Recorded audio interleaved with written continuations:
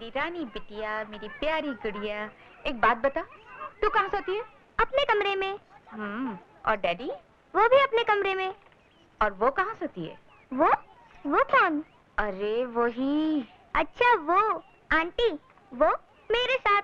हाँ, thank God. Sharda, मेरा एक काम करेगी? बोलो।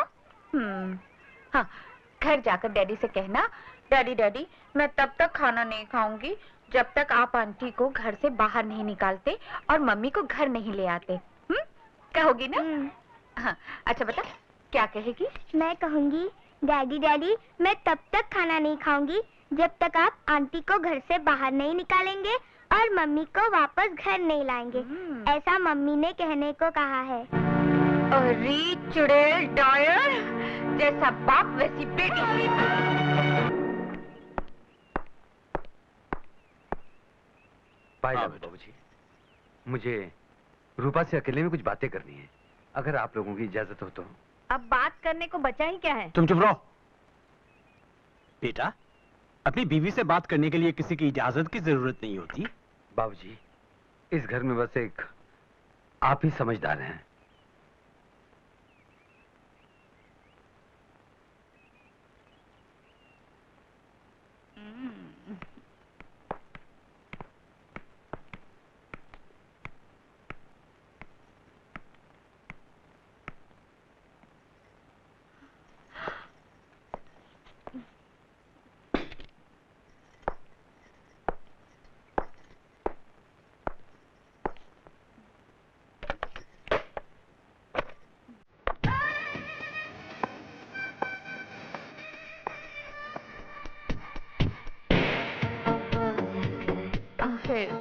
प्यासे को कुएं के पास आना ही पड़ा ना, है ना?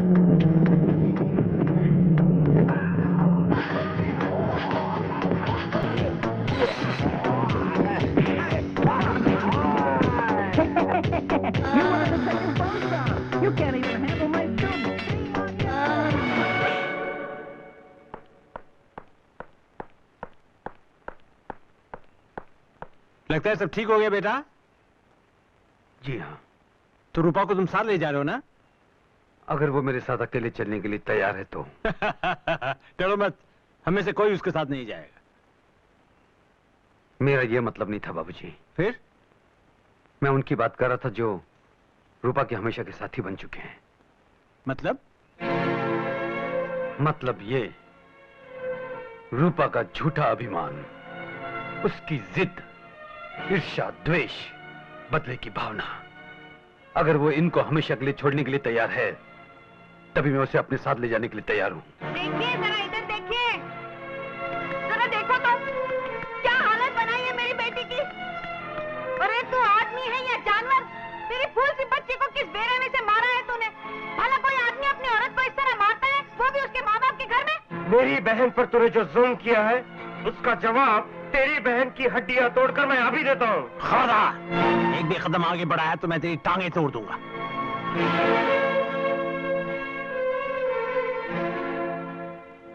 बेटे, सारा घर जब तुम्हारे खिलाफ हो चुका है, तब सिर्फ मैं ही तुम्हारे साथ था, तुम्हारी इज्जत करता था।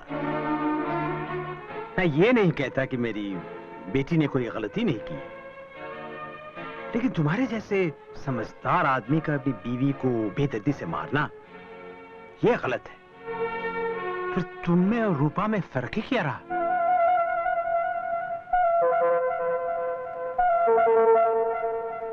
पिंकी, इधर आओ बेटा।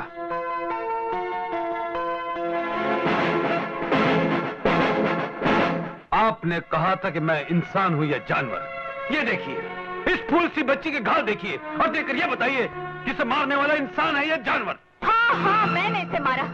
मैंने इसे 9 महीने पेट में रखा। क्या एक माँ को अपनी बेटी को मारने का भी अधिकार नहीं? 9 महीने पेट में रखने से कोई औरत माँ नहीं बन जाती। क्या तुमने एक माँ की तरह कभी इसे अपना दूध पिलाया, कभी अपनी बाहों में झुलाया, कभी सीने से लगाकर प्यार किया? नहीं। जब तुमने माँ का कर्तव्य नहीं निभाया तो तुम्हें माँ कहलाने का कोई अधिकार नहीं। और हाँ, एक बात याद रखना, आज के बाद तुम पिंकी के साए को भी नहीं छू सकोगी।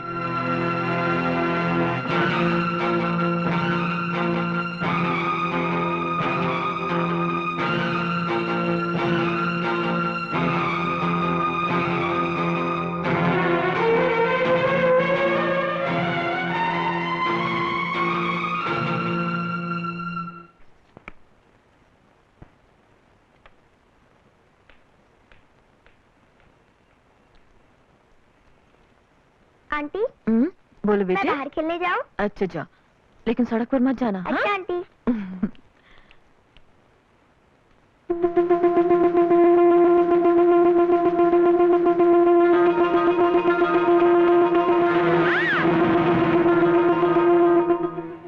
पिंकी, शारदा, शारदा।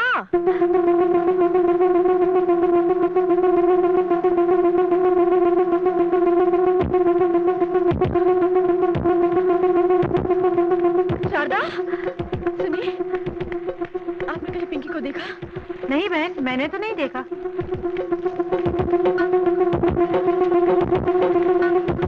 सुनिए, पता नहीं पिंकी कहाँ चली गई। मैंने तो उसे इस तरफ नहीं देखा। यही तो थी। तो यही कहीं खेल रही होगी।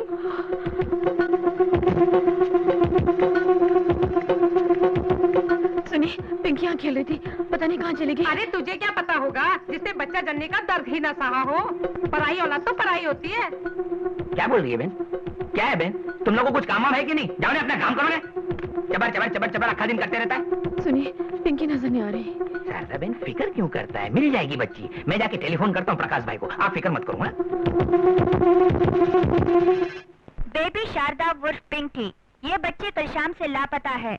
उम्र 6 साल, रंग गोरा, कद लगभग 3.5 फुट। जिसे इस बच्चे का अता पता मिले वो नजदीक के पुलिस स्टेशन पर संपर्क करें।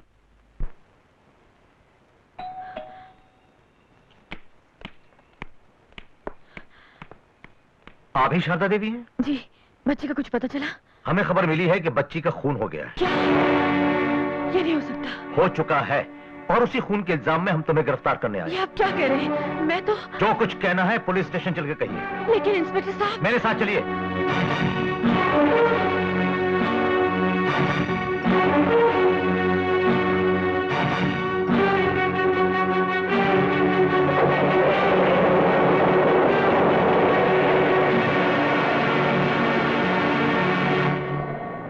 लड़की की मां और मामा ने तुम्हारे खिलाफ रिपोर्ट दर्ज कराई है।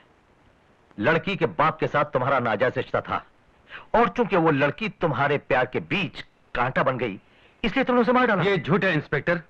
ये मेरी बेटी से इतना प्यार करती थी जितना उसकी सगी मां ने भी नहीं किया। ये झूठी रिपोर्ट उन लोगों ने इन्हें फंसाने व बेइज्जत करने के लिए की है। मुझे पूरा यकीन है मेरी बेटी को कुछ नहीं हुआ है। ये सिर्फ मेरी बीवी की एक चाल है।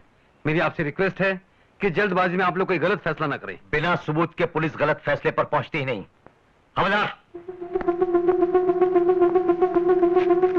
जिस दिन बच्ची गुम हुई उस दिन यही कपड़े पहनी हुई थी ना? यही जूते, यही चूड़ी और टॉप। लेकिन इंस्पेक्टर, इन सबूतों के आधार पर आप इन्हें कातिल कैसे ठहरा सकते हैं? इसलिए कि एक और ठोस सबूत हाथ लगा है, बहुत सॉलिड। ये घड़ी। लेकिन ये यहाँ कैसे आ गई? यहाँ नहीं, ये घड़ी हमें मौके वारदात पर मिली है। कहते हैं ना, मुजरिम कितना ही शातिर से शातिर क्यों ना हो, कहीं ना कहीं गलती कर ही बैठता है। नहीं, मैंने कुछ नहीं किया। मेरा यकीन कीजिए, मैंने कुछ नहीं किया। पिंकी को कुछ नहीं हुआ। मैं तो उसे कितना... प्रकाश जी, मैं सच कहती हूँ, मैंने उसे नहीं मारा। मैं कातिल नहीं हूँ।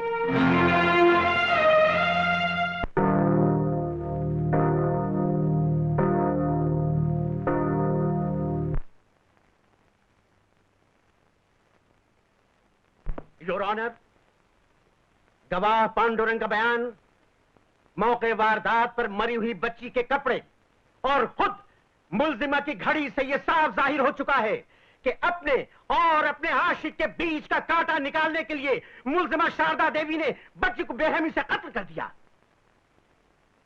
इसलिए मैं अदालत से दरखास्त करूंगा कि समाज और औरत पर कलंक लगाने वाली इस कलंकित औरत को सख्त से सख्त सजा दी जाए, ताकि फिर कोई खुदगर्ज औरत इतना भयानक जुर्म न कर सके, इतना भयानक पाप न कर सके।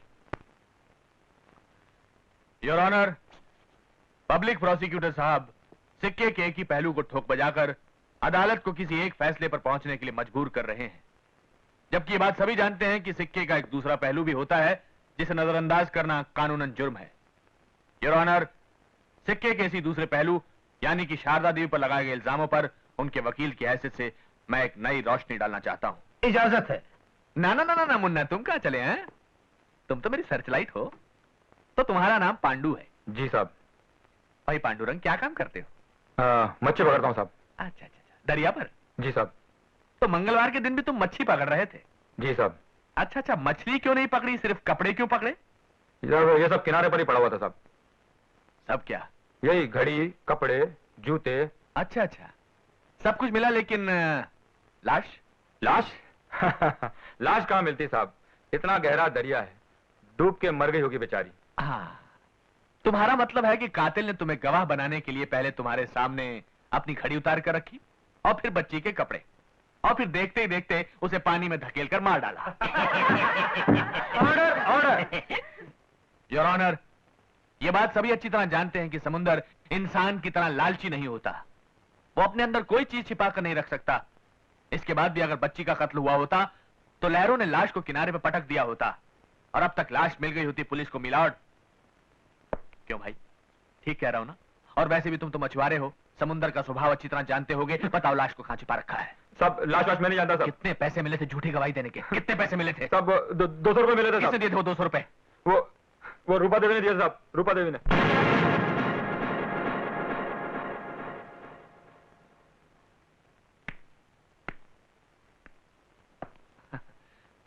तो आप रूपा देवी हैं? जी।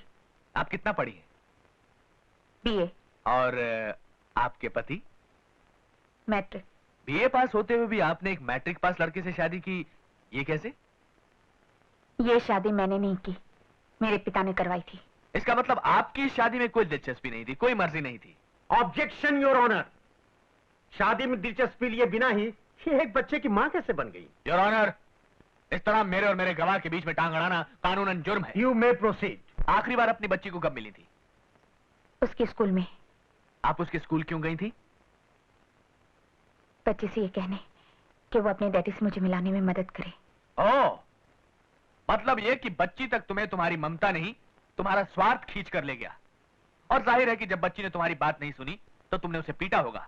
और ये सोचकर कि बच्ची ने तुम्हें तुम्हारे पति से मिलाने में कोई मदद नहीं की, तुमने उसे एक फालतू चीज समझकर बेचारी को खत्म कर दिया होगा। नहीं नहीं नहीं, मैंने ऐसा नहीं किया।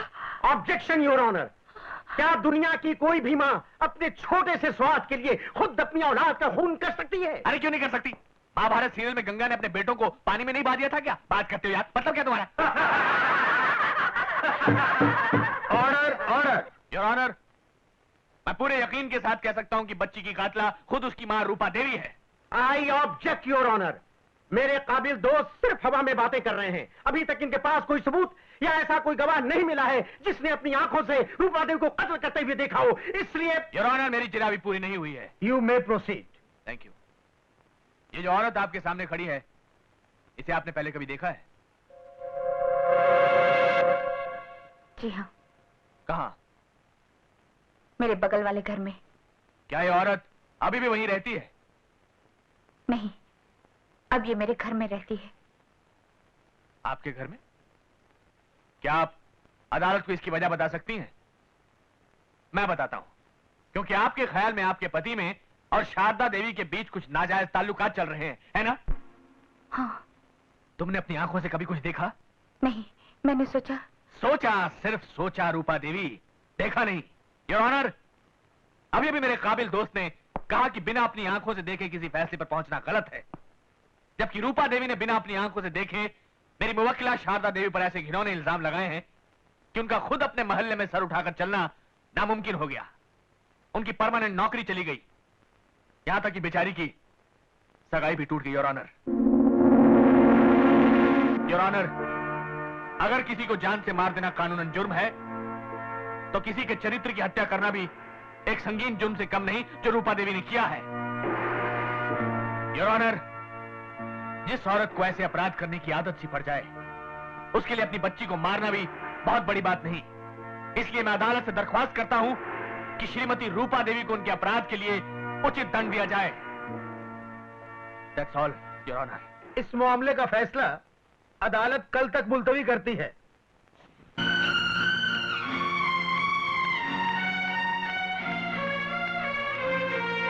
आओ आओ रूपा रानी, वो आए गुलशन के घर।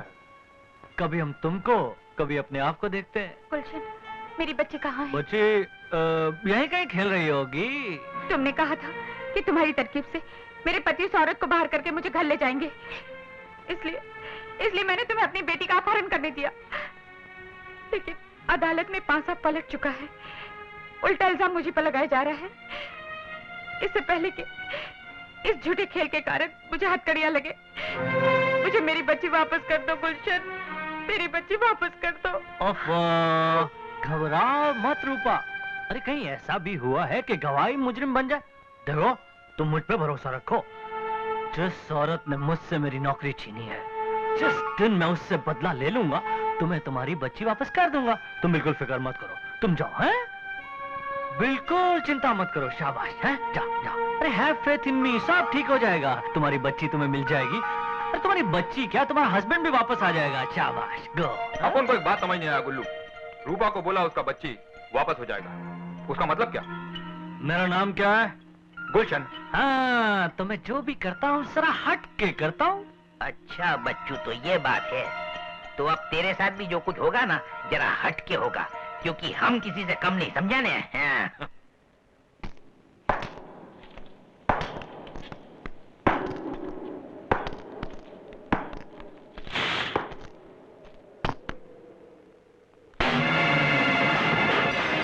बच्ची कहाँ है? कौन सा बच्चा? किसका बच्चा? मेरी बच्ची। हमें क्या मालूम? नहीं मालूम? नहीं।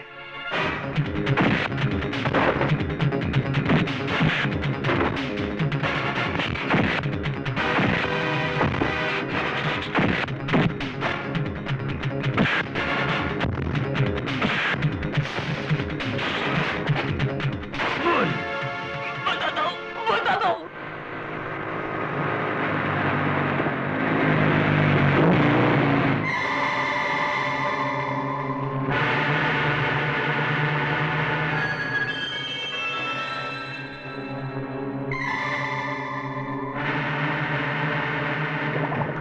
गुरु, वो आ गया।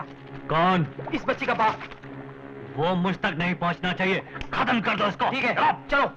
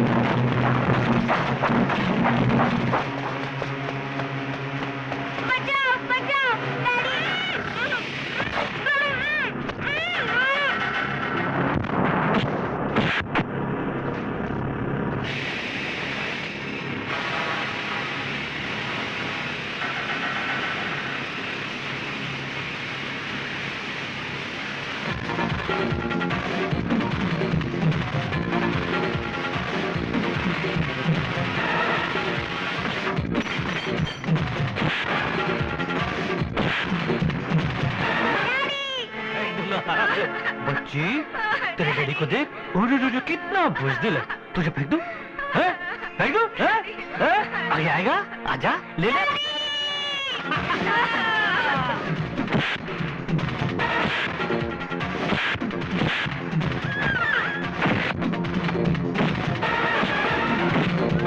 आजा।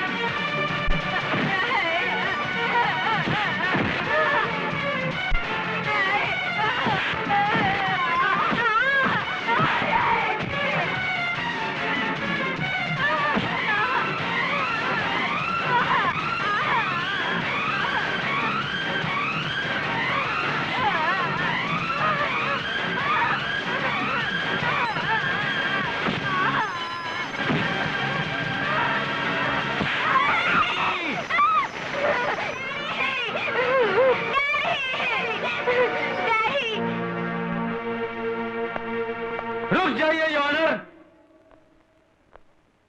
बच्ची मिल गई और जिंदा है।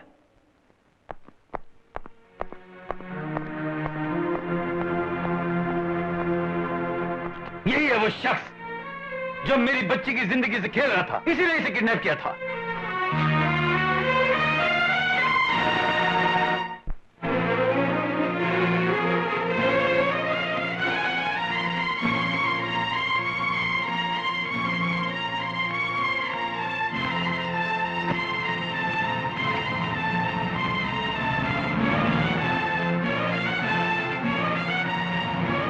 मौसी, ये सब लोग कहाँ जा रहे हैं? तुम्हें मालूम नहीं? सब लोग शादी में जा रहे हैं। शादी?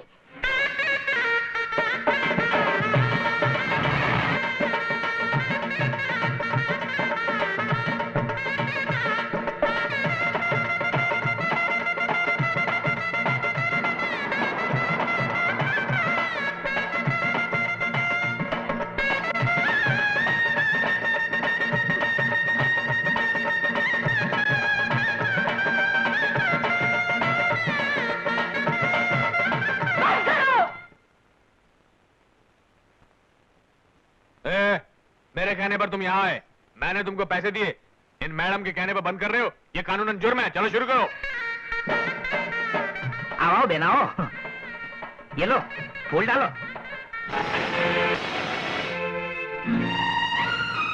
वाह बेटी, ये बड़ा अच्छा शगुन है। ये फूल भगवान ने अपने हाथों से तुम पर बरसाए हैं। जाओ अपना काम करो। पिताजी, आपकी आंखों के सामने आपकी बेटी का संसार लूट रहा है, आप उसे रोकने के बजाय बढ़ावा दे रहे हैं। खड़े खड़े क्या देख रहे हो? काम वाम करो ना जाकर। हाँ, मैं तो जाता हूँ, मेरे को तो दूसरा भी बहुत काम है। जैसी करणी वैसी भरणी। जो जैसा बोएगा वैसे ही फसल काटेगा। पिताजी,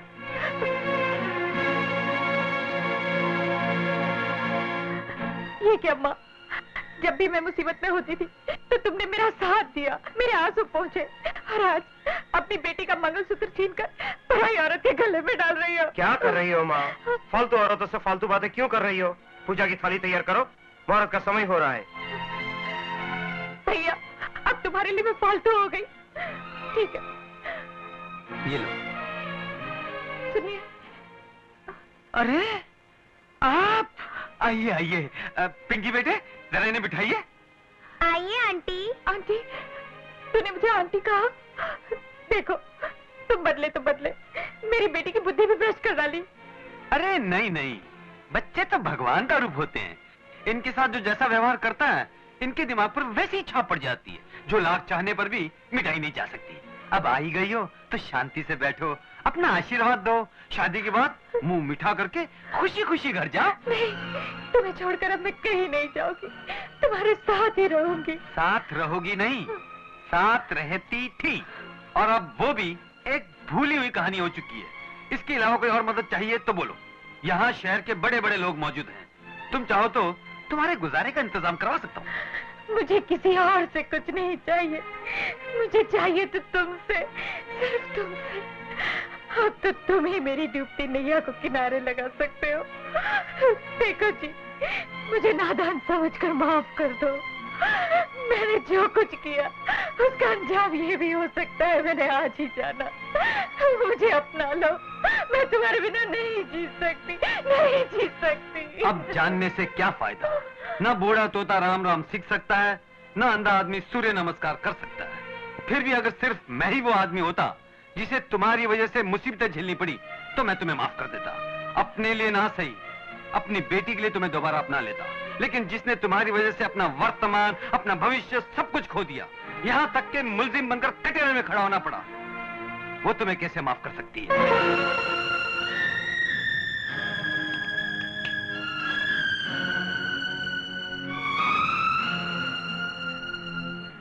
शारदा, मैंने जो भी कुछ किया झूठे शक और जलन की वजह से किया। वक्त की ठोकरें खाकर मैं समझ चुकी हूँ कि ये सब कुछ करके मैंने बहुत बड़ा पाप किया है। ये बात मैं सिर्फ तुमसे ही नहीं, इन सब लोगों के सामने अपनी बेटी की सौगंध खाकर कहती हूँ कि तुम निर्दोष हो, पवित्र हो। इसमें तुम्हारा कोई कसूर नहीं। मुझे माफ कर दो शारदा, मेरा जीवन तुम्हारे हाथों में। ये शादी रोक दो शारदा, ये शादी रोक दो। कहने धोने से कोई फायदा नहीं। तुमने अपनी भूल मानने में बहुत देर कर दी रूपा। सारी तैयारियां हो चुकी है, ये शादी नहीं रोकी जा सकती। आखिर क्यों? ये नहीं होगा, मैं ये शादी नहीं होने दूंगी। अगर ये शादी हुई तो तुम्हारी टोली मेरी अर्थी पर से गुजरेगी। मैं अपना पति किसी से बांट नहीं सकती। मेरा पति सिर्फ मेरा है, मेरा। यही बात सुनने के लिए मेरे कान तरस रहे थे। तुम ही नहीं, इस धरती पर जन्म लेने वाली हर औरत यही सोचती है कि उसका पति सिर्फ उसी का हो। मैं भी एक औरत हूँ। तुम्हारे मन की बात मैं अच्छी तरह समझ सकती हूँ। तुमने मेरे साथ जो किया सो किया, लेकिन अपने पति को भी कितना दुख पहुंचाया। उनका अपमान किया, झूठे आरोप लगाकर उनका दिल दुखाया। इतने पर भी उन्होंने उफ तक नहीं किया। अरे तुम्हें तो अपने सुहाग पर अभिमान होना चाहिए। तुम्हारे पति ने तुम्हारे अलावा और किसी लड़के के बारे में सपने में भी नहीं सोचा। रूपा, याद रखना, मैंने कभी नहीं चाहा कि तुम्हारा मंगलसूत्र छीनकर मैं अपने गले में डाल लूं। पति तो सभी को मिल सकता है, लेकिन अच्छा इंसान किसी किसी को मिलता है। सुनो, ये विवाह मेरा और प्रकाश का नहीं है। पिंकी के खो जाने पर मैंने मन्नत मांगी थी कि अगर बच्ची सही सलामत मिल जाए तो मैं कृष्ण तुलसी विवाह रचाऊंगी, और भगवान ने मेरी सुन ली। वो देखो।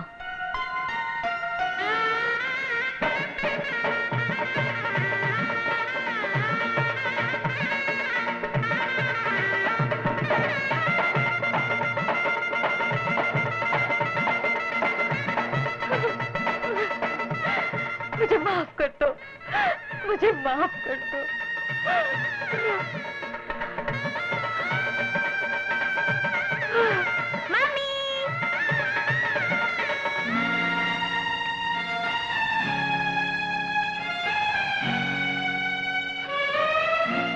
रूपा, एक बात याद रखना, इस धरती पर औरत का रूप लेकर जन्म लेना बड़े सौभाग्य की बात है, पुण्य की बात है।